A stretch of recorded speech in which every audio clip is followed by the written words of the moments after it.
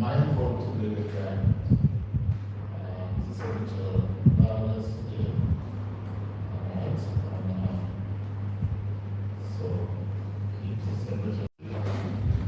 God is so good. God is so good. God is so good. He's so good to me. He answers prayer. He answers prayer. He answers prayer. He's so good to me. He cares for me. He cares for me. He cares for me. He's so good to me. I love him so. I love him so. I love him so. He's so good to me. Lord God, Father, we give you glory and praise and the stars. We assemble ourselves once more in your presence. Thanking you for the privilege we have today to worship and to study your words that will help us to strengthen our faith as we continue to look to you for the guidance that we so need. Thank you for Brother Casey, his family who is with us today. We pray that as he presents these lessons to us, we will bring benefit to us as we strive to go through these difficult times. We ask that you will continue to bless him as we continue to serve you faithfully. Thank you for each one, and we pray that as you, the grace and your strength will lead this project as you hope with us. Pray now that as we go into our lesson for today, may your wisdom be with us. Christ, we pray.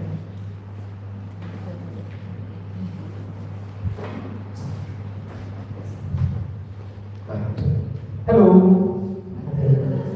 Yes. Good morning.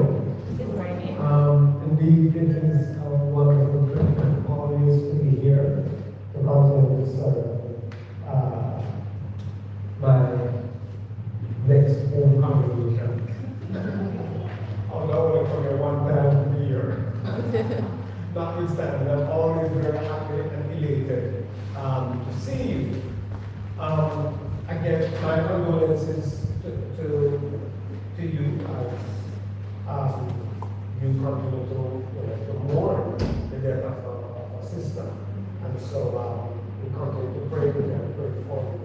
Who knows, maybe what we're going to be looking at, all of what we're going to be looking at today, may give us some perspective on aiding us in dealing with any kind of trauma, or we might even extend to say some kind of loss.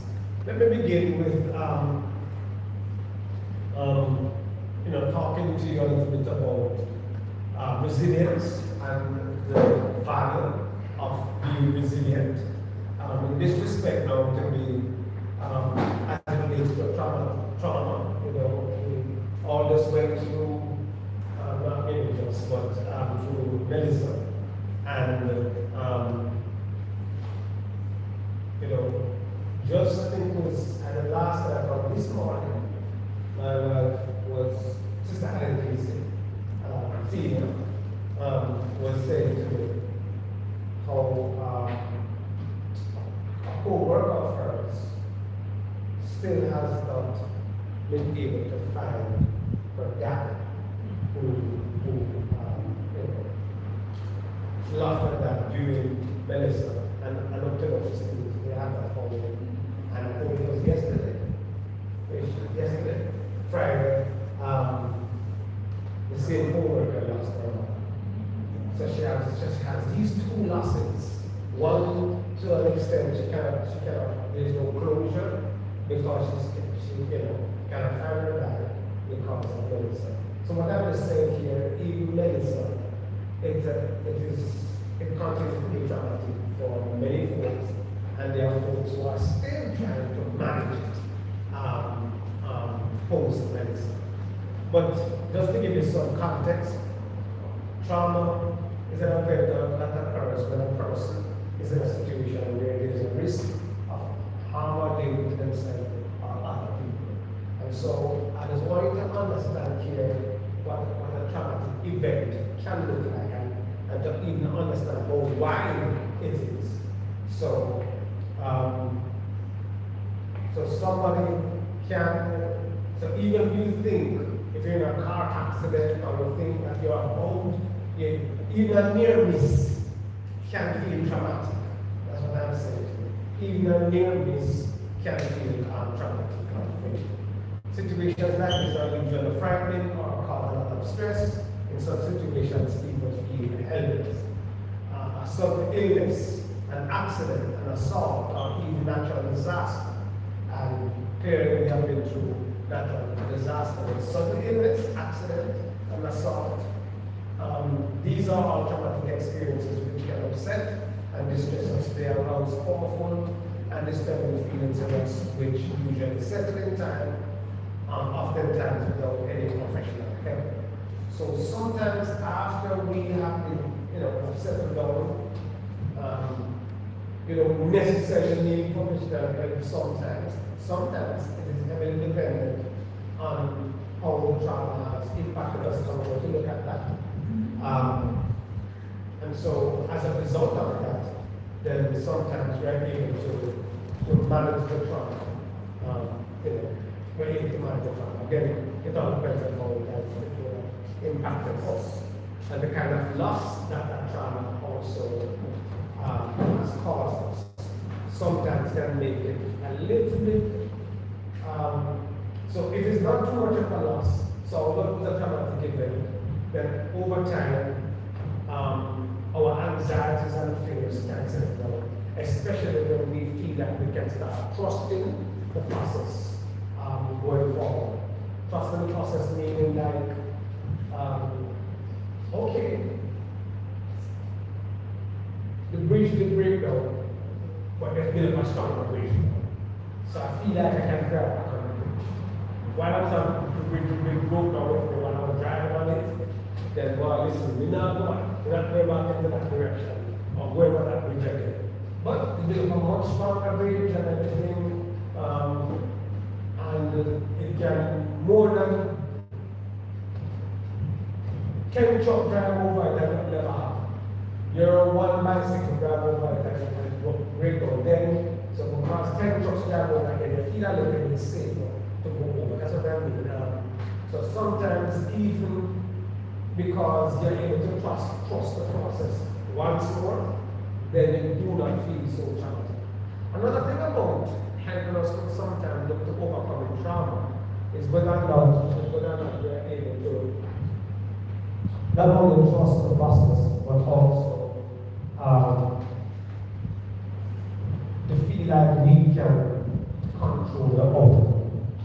Oftentimes we will become or feel very traumatic over the event because we feel that we can control the outcome. Once we can control the outcome, then the trauma, again, dissipates.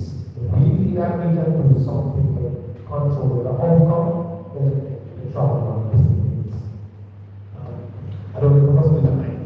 I feel like I can read the mind out. I just feel like it's and if you're good, it's fine, you know, and I use the mic, I will make it, that's fine.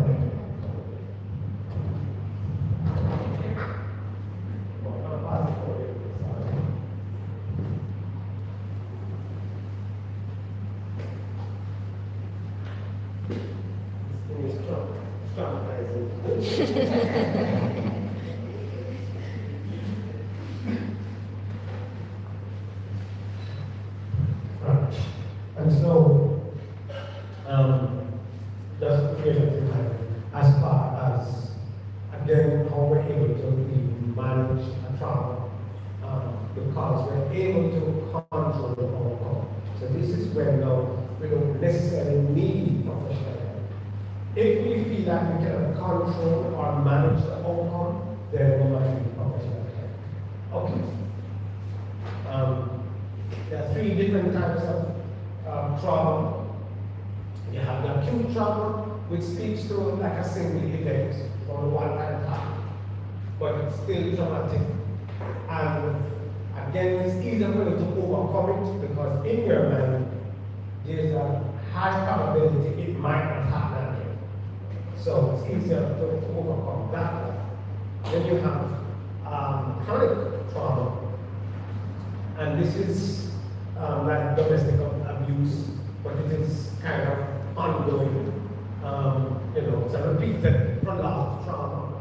So of course you are triggered repeatedly, or each time you're placed into a situation where the trauma has to be repeated.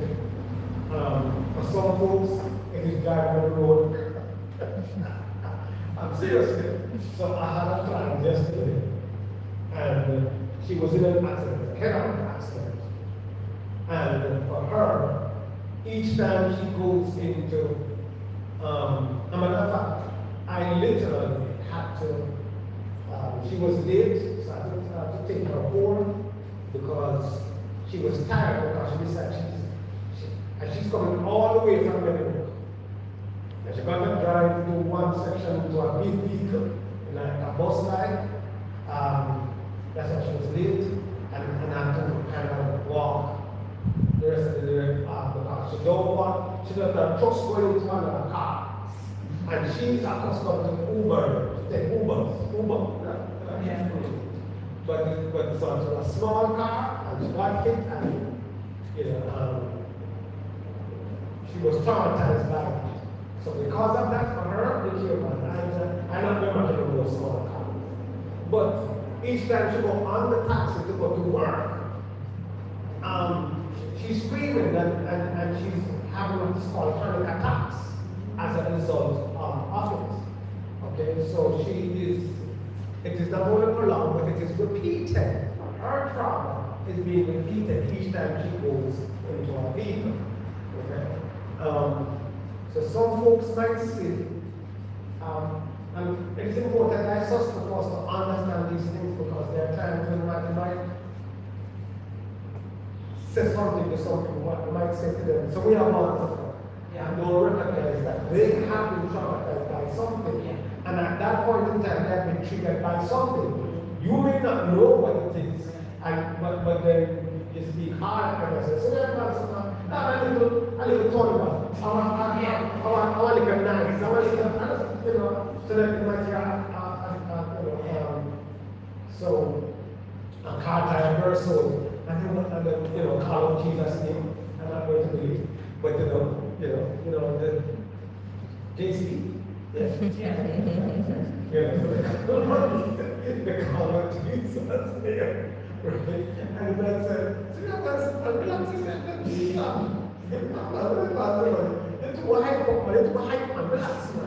but we don't know that there are people who have been traumatized, and because this is prolonged and repeated, they become very hyper vigilant. Yeah. And so every little thing they jump for. And they're like, and what you don't recognize is just that they don't realize themselves that they are that they are going through chronic trauma. They don't recognize that. Correct. So remember so that remember it is repeated is prolonged, such as but domestic violence and abuse now is one of those chronic traumas that is ongoing. Every time the wife or the husband shout at you, you remember maybe into your own family when you go, remember this, in your own family when you were growing up, that boy, you see what mommy did to daddy, or you see what daddy did to mommy, and so, and just before it happened, there was a lot of shouting, and then of course, the abuse came thereafter, both the psychological, mental, verbal, definitely verbal, and physical. And so for you, when you in your relationship now together, and your partner raises voice at you, and you say, listen, we don't have to raise the voice at you, and you move up, that's what you say. And somebody say, yeah, son. And of course, sorry, brother, but it comes brother, and you say, but I want to listen. Relationship don't know, and then brother says, but that's why we can't go and get married. That you say for better and for worse. So you were saying, what's wrong with you, and she said, but I'm saying it's easy for us on this end to talk like that and don't recognize how long-standing chronic trauma can be. How long-standing chronic trauma can be. And so, what we might consider or even call oftentimes an overreaction might just be the result of chronic trauma. Why? So as to the chronic trauma, I was looking at a dog bite. If you get a dog bite, you don't want to go nowhere near a dog again. You can touch you out. Yes. Create that dog bite. Okay. I also think that I'm trouble with chronic. I remember years ago, I went to Wola to their sushi, and Robert came in. Luckily, I saw them before they came in. Right. But I couldn't, for years, I don't even know I'm sleeping with pain, sleeping tablets I have to take, because I've become vigilant, as you said. Right. When I go to sleep, I'm listening out for every single sound, and I'm getting what I'm saying, I'm listening out for every dog, every car, every dog, every post pass, I can tell you. Right. I'm no watch no, it's like I'm my mind. Yeah. And there's no, I don't, whatever I do, I realize it's not helping me. So the only thing that allows me to sleep is when I take that tablet. Right. It's true. So can I get over that? When you don't yourself, you don't get tablet because I don't take the tablet for 10 years. I have to take a sleeping tablet every day. Well, I don't want you to get into that yet. No, I know, I just want to fine. get it. Yes, exactly. We don't get tablet. Yes, exactly. Unfortunately, though, it will take some time. Besides, I don't get into that too much because I have to take the time and reduce it. But for that, for you to implement and come off it, you have to change your outlook. Remember one of the things I said earlier, what was one of the ways in which I stated in which you were able to manage trauma? I gave you 2 ways.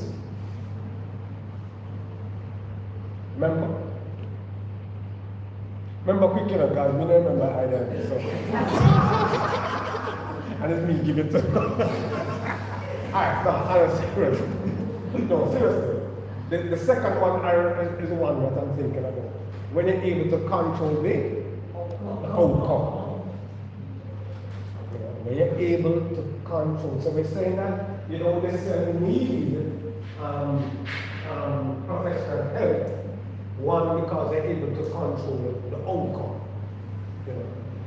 That over time, and so I'm saying to you, see, you're going to need to rewrite in your brain that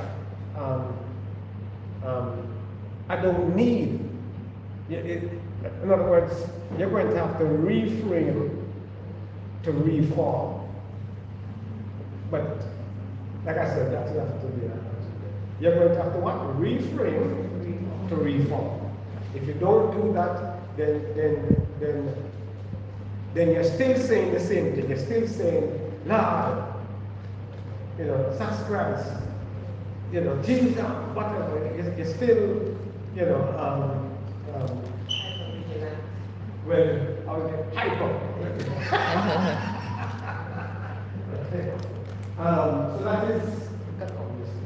So that has to do with the chronic one. And then of course you have complex trauma. And complex trauma is exposure to varied and multiple traumatic events, often invasive interpersonal nature. And complexity is everything, is both one time and repeated. And it comes in various forms and fashions, literally. And so really and truly, it's like you get up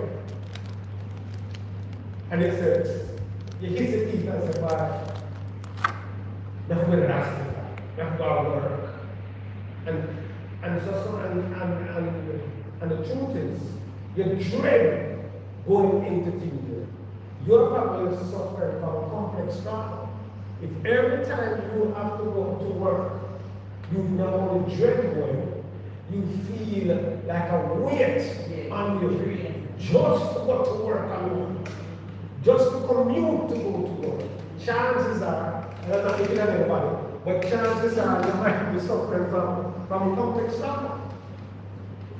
There's a strong possibility that you might be suffering from complex trauma. And I mean, it's not a joke, right? No. Really. Just it. Just say, right? Seriously. And so it's something to really, finish for your thoughts. But a lot of folks are suffering from complex trauma and don't even realize it. But the effects of it is what continues to bombard them. The effects of complex trauma continues to bombard them. But they just think, all right, we just have to do nothing. Can I hear that saying there? Yeah. We just have to just do nothing. You're traumatized actually. Right. But your mechanism in helping you to still function is where you tell yourself, we just have to do nothing. But really and truly, you really still are dead. Sorry for some you really still, really feel traumatized. And maybe it's almost time for us to get into what some of the symptoms. Look at, can't sleep. Feel very tired. Dream a lot and have nightmares. Especially, you dream a lot about the event, have a lot of nightmares about, not just about the event, but surrounding the event. That surrounds the event, And because you're dreaming and having nightmares about it, it is so even in your sleep you are being traumatized. Even in your sleep, even in your sleep, and that's where I wake up. It's that deep sigh, that's it. The words on your shoulder. Yeah, man, that's what I just dream about. And you didn't even get into the different realm of sleep that was necessary for you to truly have rest. Can you just wake up and tired? I mean, you just wake up and you're tired. You understand what I'm saying? The truth is, the realm of sleep that you should have, that will truly bring both mental and body rest, did not happen. You're in REM 1 when you should be in REM 3 of sleep. Seriously. Dream a lot of nightmares, have poor concentration,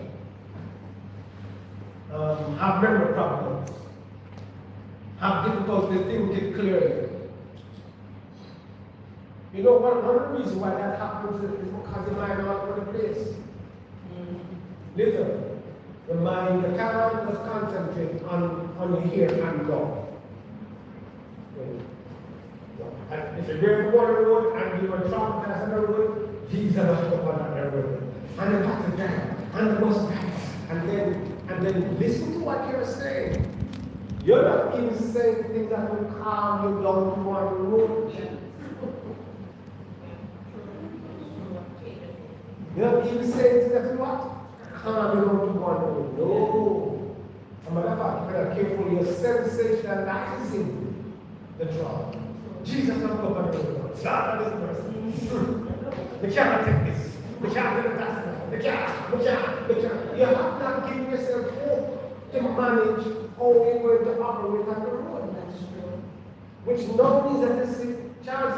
So when you see something all the way you have to swing your feet. That's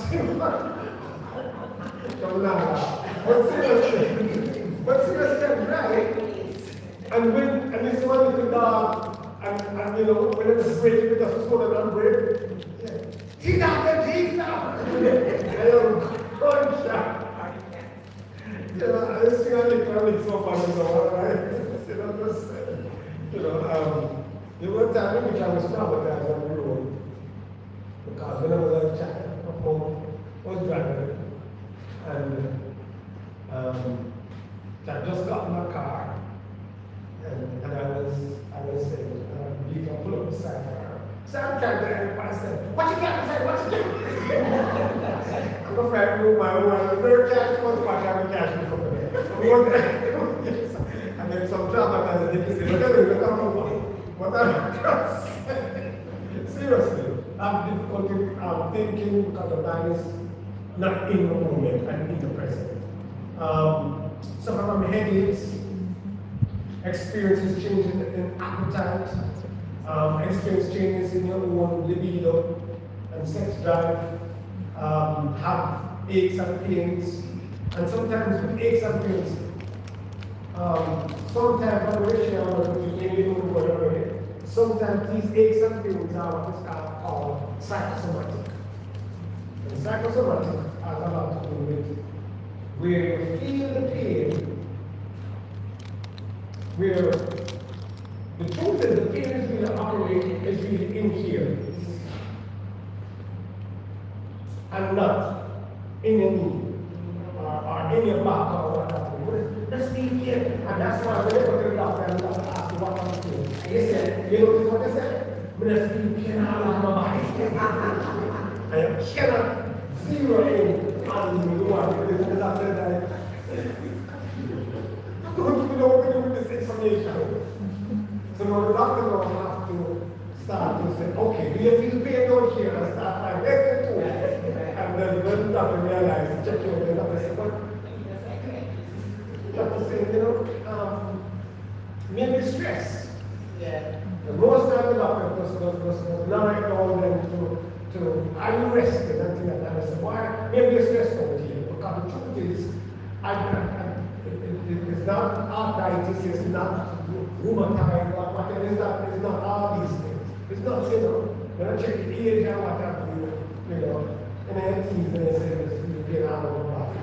Or early 20s, it's pain all over the body. I mean, exercising, do you do anything strenuous?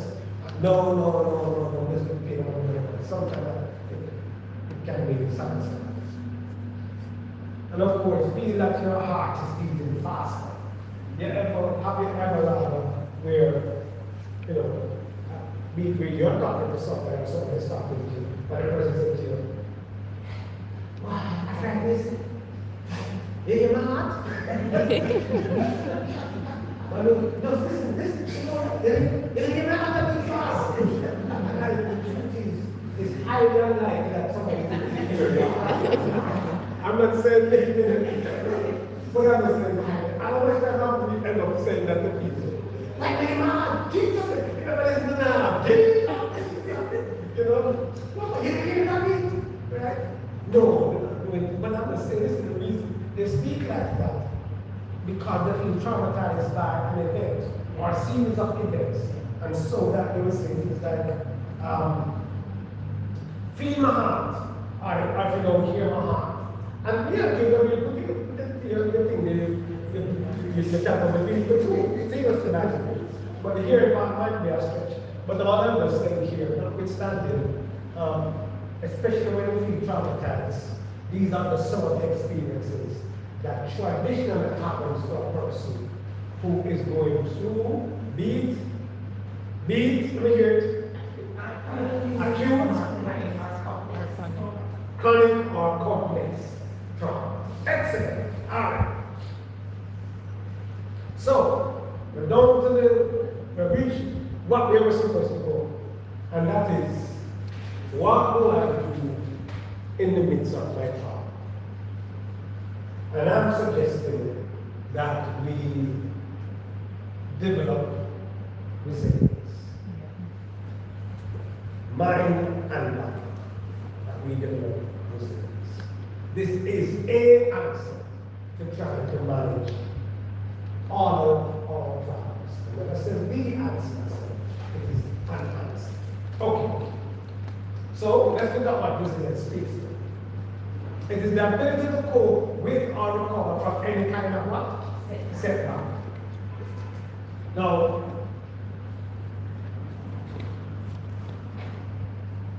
it is the ability to what? To cope with what?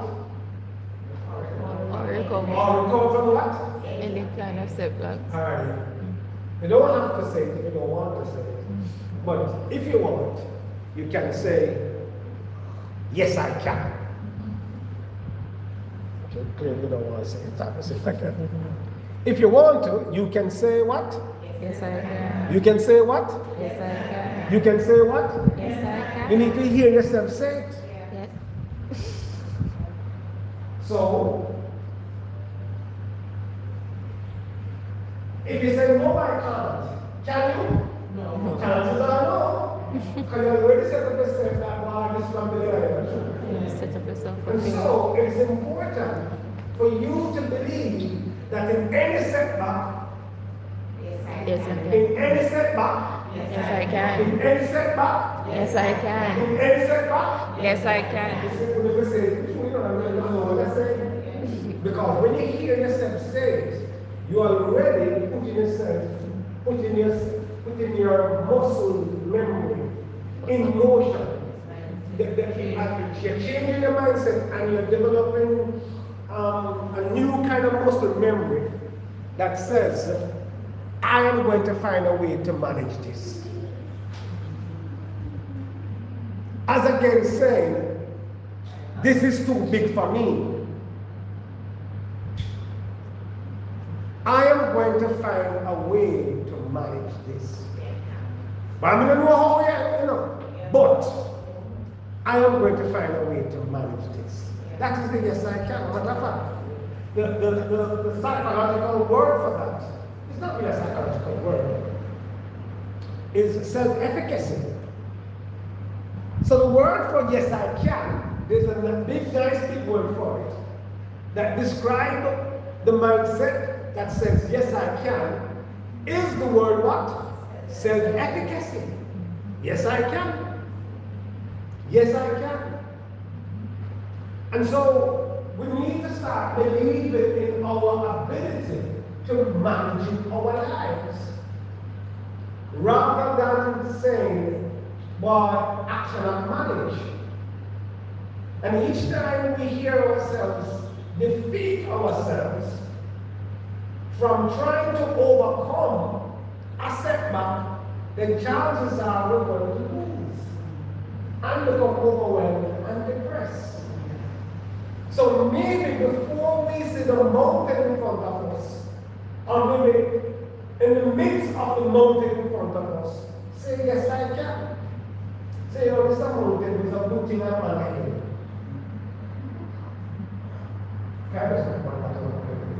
But seriously, yes, there's a mountain in front of me, but it's a good thing I'm on a what? Here. You see, you're not at the what of the mountain. You're not at the bottom looking at the what? Looking at the mountain. You're on a hill looking at the what? Mountain. You're probably halfway to conquer this mountain. So who is your hero? Who you are to support? See, can you imagine you don't have any faith in Almighty God? That I can do all things through Christ who strengthens me. That I'm more, let me not quote that one, because I can always in a particular context.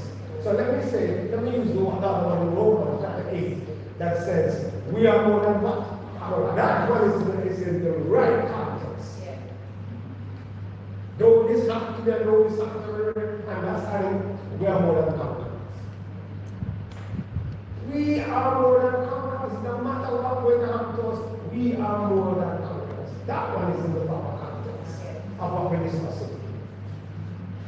Even more than the Philippians passage. Of course, the quote Philippians are not, but I'm just saying a more appropriate passage to quote that will help you to overcome in its rightful context and the context of the thing is Romans 8:28. That's what it is. Romans 8:28. More than conquerors.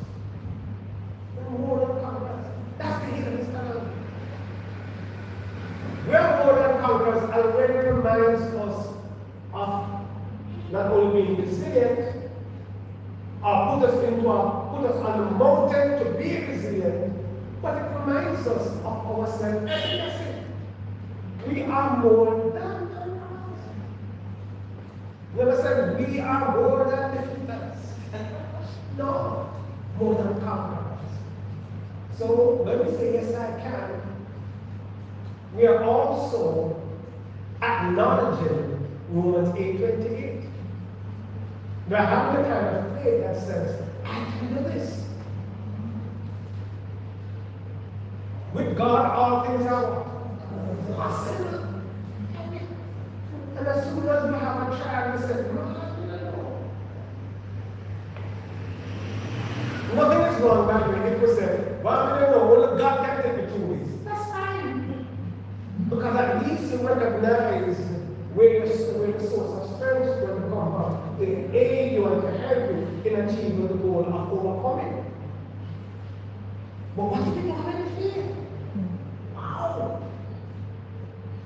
What if you don't have any fear? And that's the reason why I'm going to say, there's something wrong with this. And that's the reason why I'm going to say this. It is hard to say this.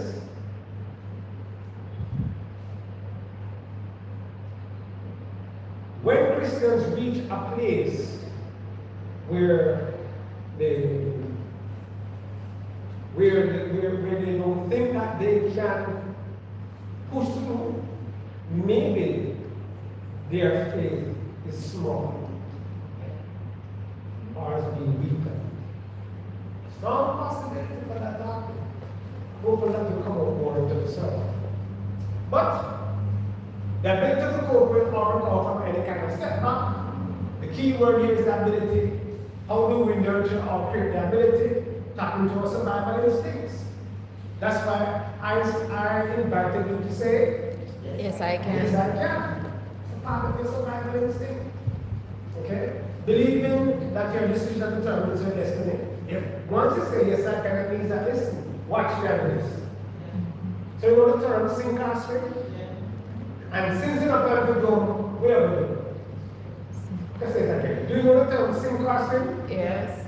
And since you don't plan to go, what are you going to do? Swim. Swim! You know, one time, I'm not saying this is something we must ever practice. You know, with one thing you could swim, another swim, another swim. Serious. I'm a kind of one, and you come home. You come home because drowning is not an option. When in your life, that's what you must settle. Don't give yourself reasons to drown. Now, if I tell yourself that, listen, drowning is not an option. It's not an option.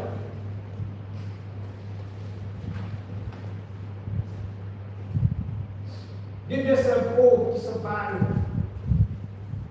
and live. Yes, I can. Yes, I will. Yes, I must. Will now create for us a new goal with new means and measures So therefore, what is the new plan of action? So yeah. But the whole idea is, yes I can, yes I will, yes I must. See, that's the beginning of resilience. Believing that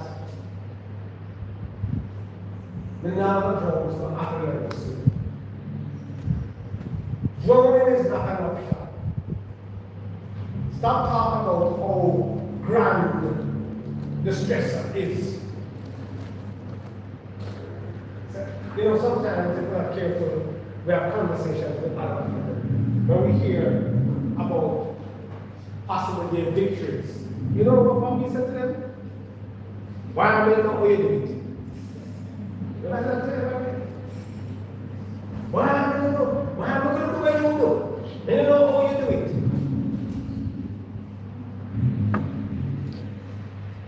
Can't have such a position of posture.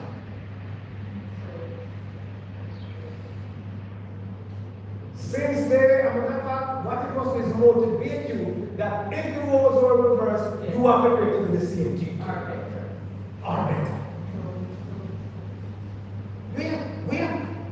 Why are we putting ourselves in minus? You see us still? We put ourselves in minus to overcome challenges and traumatic events. Why do you do it? Why do you do what you do? Why? What you must say, what you must say is that it's a wise man.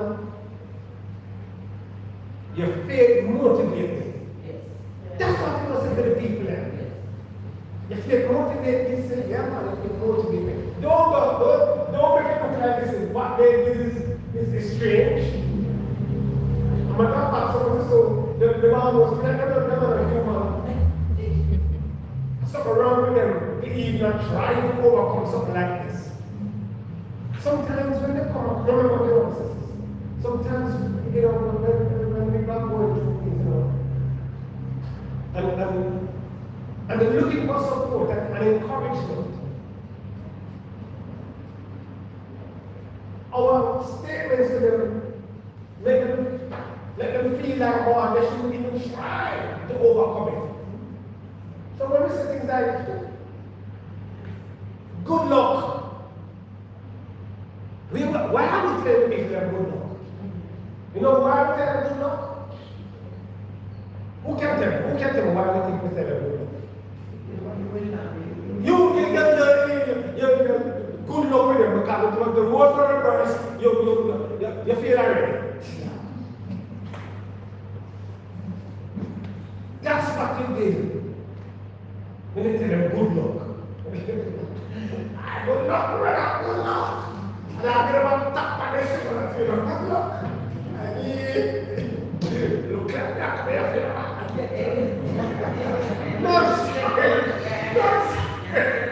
sorry, I'm talking about so much time to work. That's what I was going to add. To say when they say good luck, it's like negative light. So even if you, let's say you forgive somebody, there is a joy, goodie, you can never forgive. But that's not positive feeling. That's right. It's putting you down. It's actually putting you down. So if you can overcome something and it is for your betterment, why are you saying that? That's right. And then why don't you encourage them and say, wow, listen, why don't you tell them, why don't we say to them, thank you for telling Papa, you know, I'm encouraged by the position. I your faith, I your confidence. I'm really encouraged by that. I would say that's strongly. Yeah. No, stop it. It's depending on the situation. No. It's the same when you say strongly, it means you said what you do is yeah. Right. I agree with you, yeah. But not right. Because another negative choice. We use. So you said something, there's something that's called negative and positive reinforcement. We use negative reinforcement. Why is struggling? Like the why them shouldn't be. Yeah. Excellent. Okay. So what is my plan of action?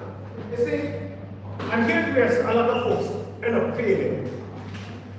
A lot of folks says, all right then, I have the mind and I want to be resilient, but they don't have a plan. And because they don't have a plan, because they don't have a plan, and because the mind is there, and they don't have a plan, they fail. So now when they fail, they are upset for even believing that they could have overcome the problem. You catch what I said a while ago? That's it. A lot of folks, a number of folks, let me use the word that way, I'm saying that way. A number of folks have the willingness, the desire to become resilient, to overcome a challenge. But they do not have a what? A plan. And because they do not have a plan, they are just winging it. You know what I'm telling winging? Winging it? They're just winging it. Some winging, get ready for this. Sometimes people use the word faith to wing it.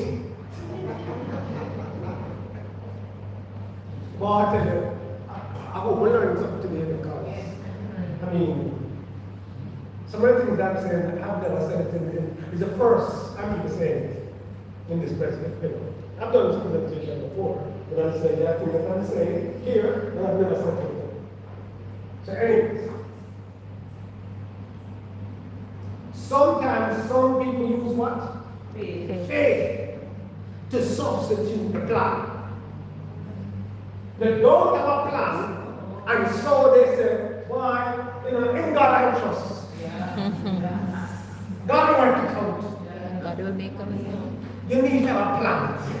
Say that don't work. You need to have a plan. You got a plan, and you put it on God. And when you don't work out, no, you say, you blame God. Where's the plan? And the amount of folks who operate without a plan is amazing. Listen, remember that the first thing I can tell you, the regular conversation is, Counselor, bye. Me know what else to do. I pray. Me know what else to do. And I know you don't get away with it. I know you did not. So I ask you, what have you done? I pray. It's the same answer.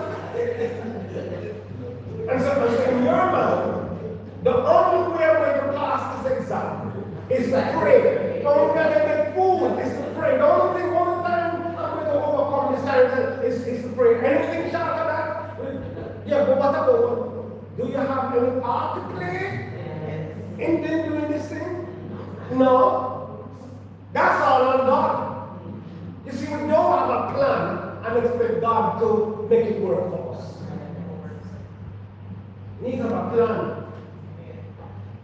Bring a plan to God. If you can pray, ask God for wisdom. Say, dear God, give me wisdom in so that I can follow means and mechanisms to put in place to ensure that I'm able to overcome this. That's what we pray for. Pray for the wrong thing. Remove this from me, dear God. Do not let it. You know we can't manage.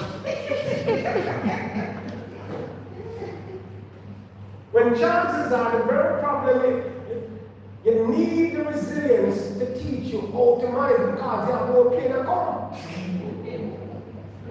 So removing it is not the answer, but that's what we pray for.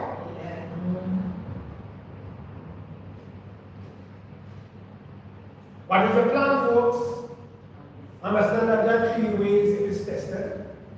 Physical resilience, how I take the best care of my body, will contribute to it overcoming, recovering sooner than later. So we have different types of resilience that we're going to talk about, which is inclusive of that plan. But the first plan of action is that if, for me to develop any kind of resilience, I need to understand that either I have aches and pains, and my body is at a place whereby, I need to push through to overcome and to recover. I'm inviting us to do so rather than say, me no feel hungry. By the way, me no feel hungry. You see, you start your body and you start your stomach, and your stomach and your body don't have nothing to do with it, with your pain. But now you're going to end up pressuring it and it cause your body more pain. Why? Because of a feeling. Or because of an interpretation of your situation. Don't starve your body. I'm going to hopefully get to that. So you have physical resilience, you have mental resilience. But remember what physical resilience speaks of? How I take what kind of care? The best care of my body. So there's another word. I hope I'm sharing different words with you. There's another word that's called cognitive dissonance. And cognitive dissonance says, we normally need to lose weight tonight, but I have a sweet tooth. Take out the teeth.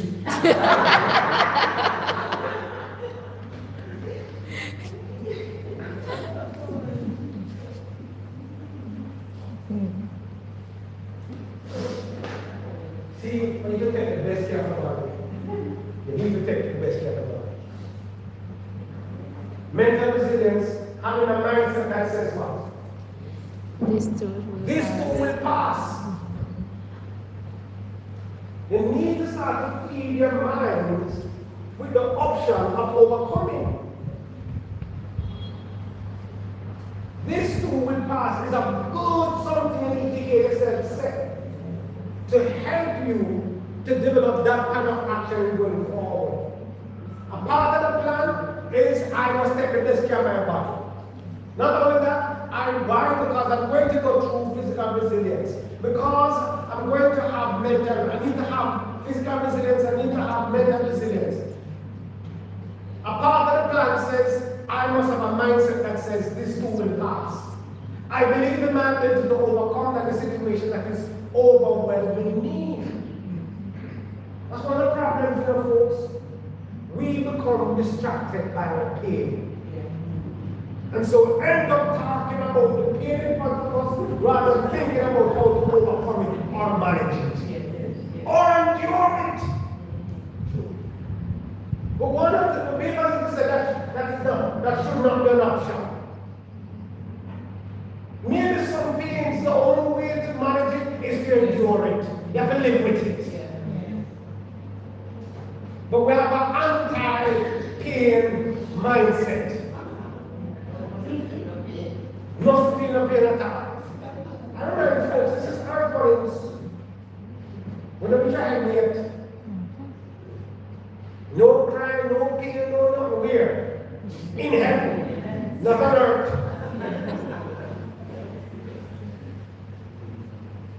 So we need to have a mindset. If we're going to talk about having a plan for resilience, mental resilience says, have a mindset that says, this too will pass. You must believe, I must believe in my ability to overcome the situation that is overwhelming me. Why, this will go off in a boat. Don't just say this will go off and stop. You're not giving yourself an option to overcome it. It must be, this will go off in a boat.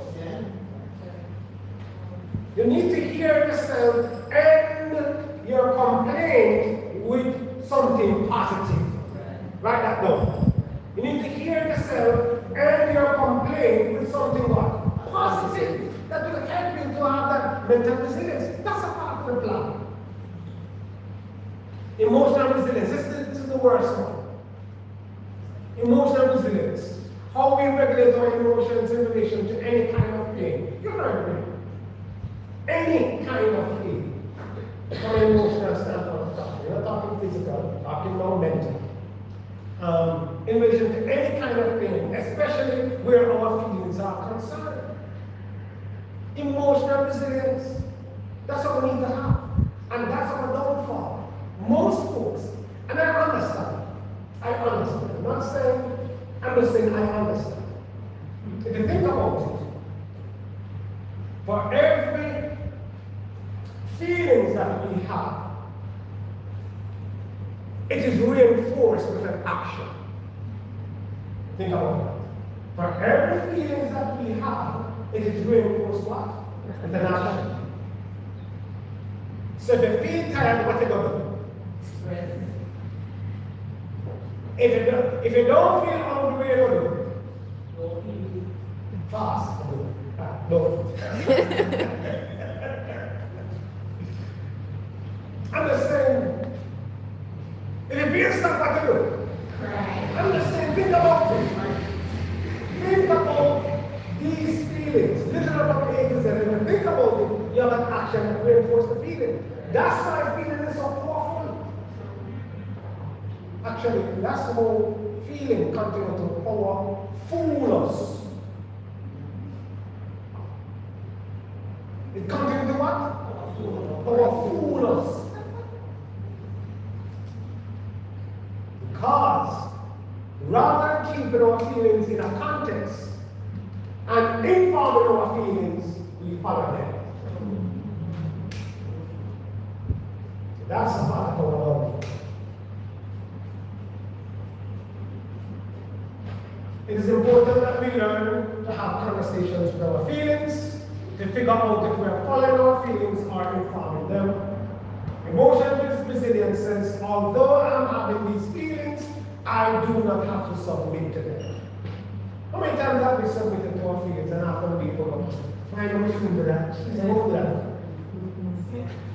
I'm going to do an exercise right here, right now. We don't have done this before. Remember that pen or phone? Just work something that you do in your hand. The eyeglasses, anything, bottle of water, pen, phone, anything that you can say 0%. Okay? That's yours? Nothing in your hand? Very, very good. We're asking you to switch it to the other hand. You switch it? Are you ready? Yeah. Very good. We're just switch it. All right. Did the thing that hold up into your hand, did it have, could it stop you from switching it? No. Who owned it? I. Okay. To whom does it belong? Okay. Who has power over it? Who has rule over it? Very, very good. Excellent. I want you to call your pen, your phone, your laptop, anything else you own right now in your hand. I want you to call it My Feelings. What's the name of it now? My Feelings. I want you to have a conversation with it right now. I want you to say, hello, my feelings, how are you doing? Very, very good. Now it's important that in a moment, how big that you want to answer. See, the devil says,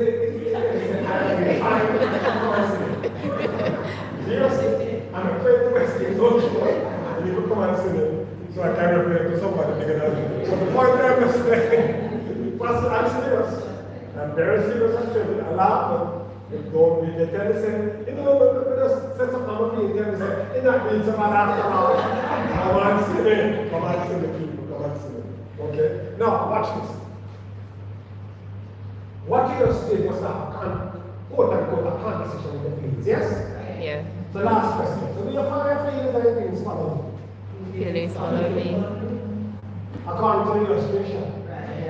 But in real life, I'm asking the question again. A church with them in a church. So do you follow your feelings or your feelings follow you? But what should happen? Feelings should Feelings should follow follow us. Why? To whom does it belong? me. Me. Who won it? That's right. So when it reached you, where was the way? Halfway. This is the feelings, you're thinking about that problem. Right? Rather than feel that you have to do it. And then when you have to do it, it's an adjust for the feel. Well, because that's what I feel, I'm not listening today.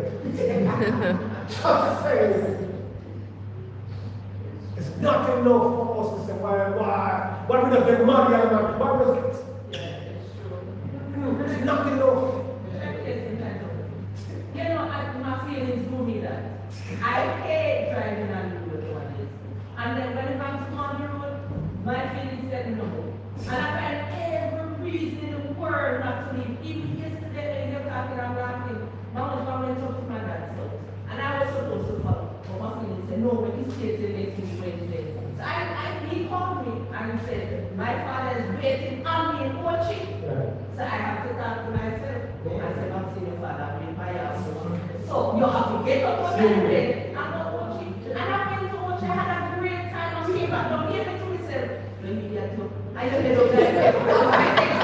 This is seriously like this today. Case on point. Case on point. Amen. Case on point. Case on point. Beautiful. I'm happy to tape it, but it's only for your eyes here. It's only for your eyes. Yeah. Must be shared with everybody here. Share. That's all for your eyes. All right. So,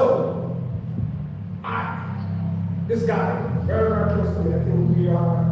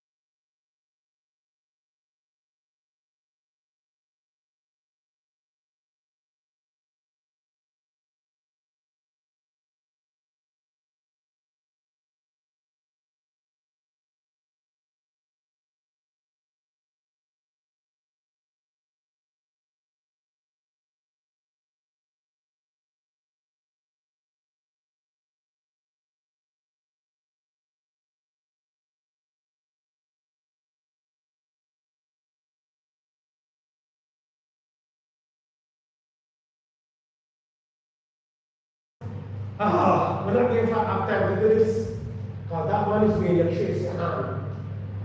You know, we're talking about resilience today. Watch this. How much can I leave? 5 minutes. All right.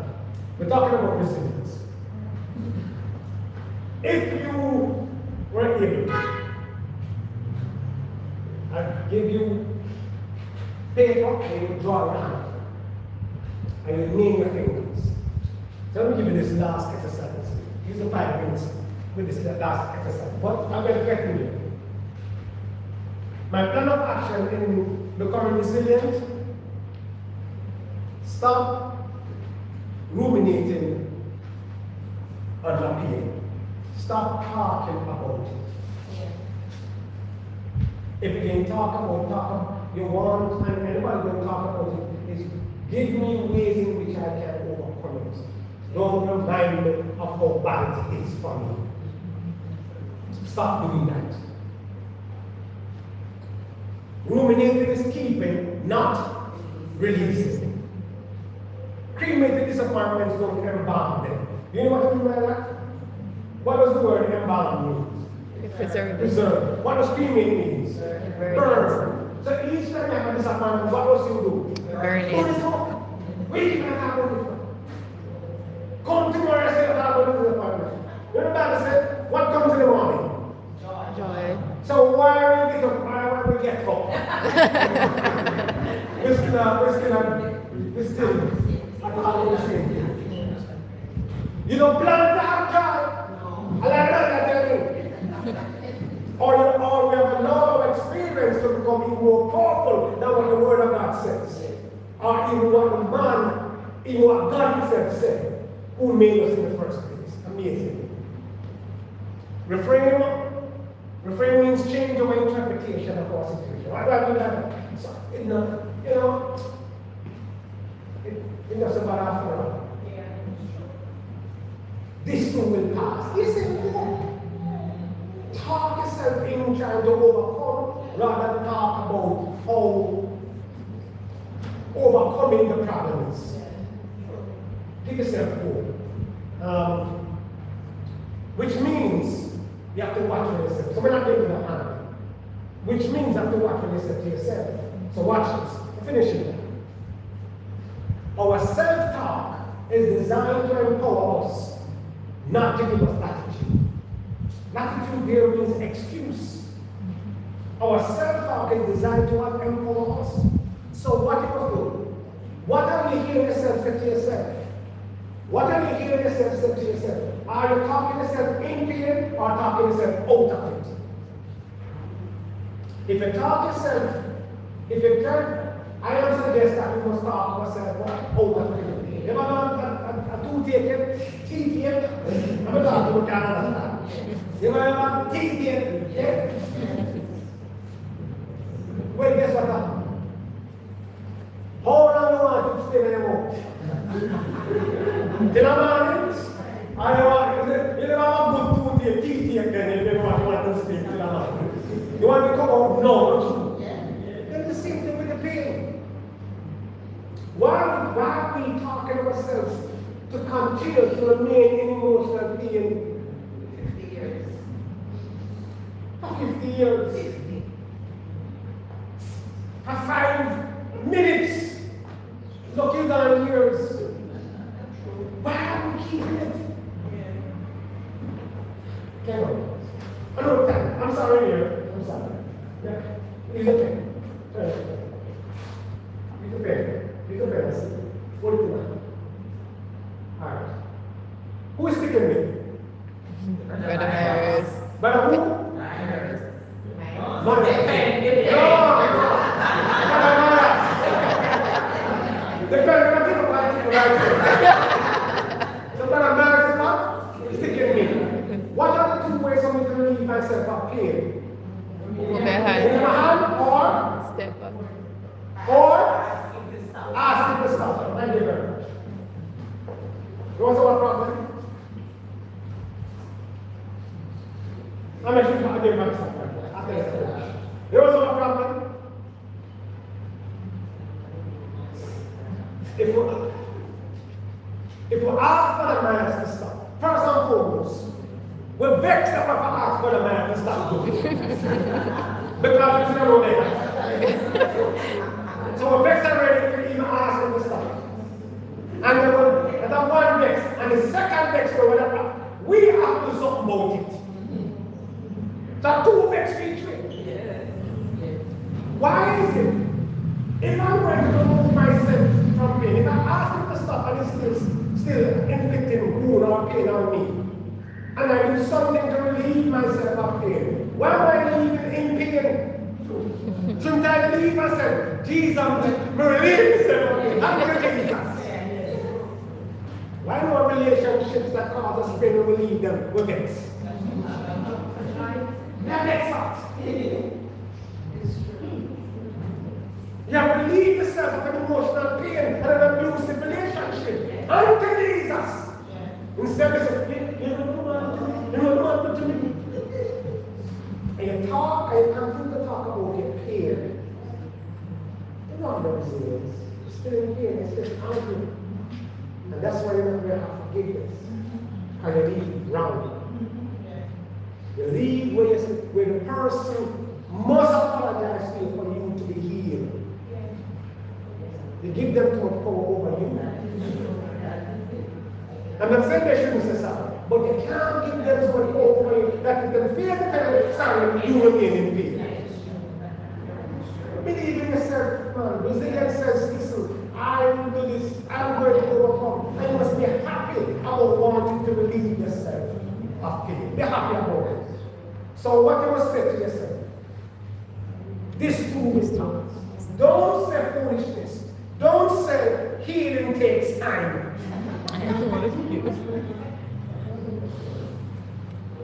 Stop it. You were saying it before. Andre Allen Case is inviting you to stop it. By the way, is it a lie? No. Healing does what? Takes time, not true. Hopefully the sermon we can talk about that. But I'm saying healing takes time. I'm only human. You don't know that. And it's easier said than done.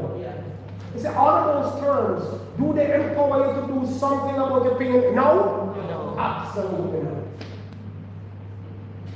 Empower yourself by saying, today, not tomorrow, I am going to relieve myself of pain. That is it.